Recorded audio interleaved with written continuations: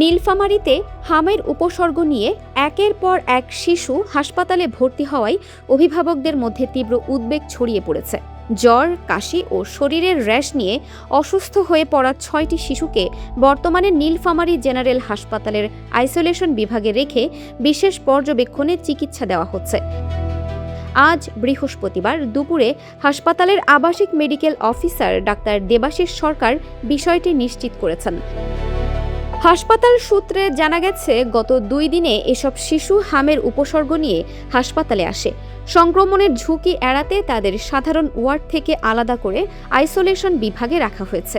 হাসপাতালে ভর্তি শিশুদের মধ্যে রয়েছে ডিমলা উপজেলার বালাপাড়া সুকানগঞ্জ এলাকার আয়েশা আক্তারের ৫ মাস বয়সী ছেলে মিজান মিয়া, সদর উপজেলার পঞ্চপুকুর এলাকার লিজু বেগমের ২ বছরের ছেলে জিহাদ বাবু এবং দেবীরডাঙ্গা কাঞ্চনপাড়া এলাকার ১ বছরের শিশু রায়ান।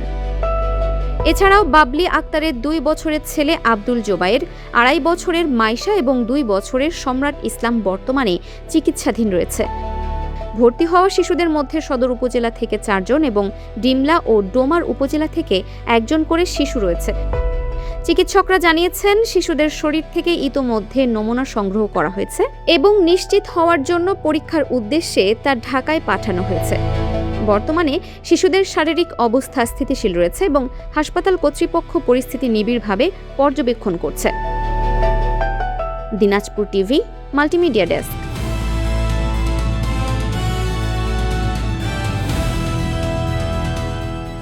দিনাজপুর টিভি, মানুষের জীবনের কথা বলে।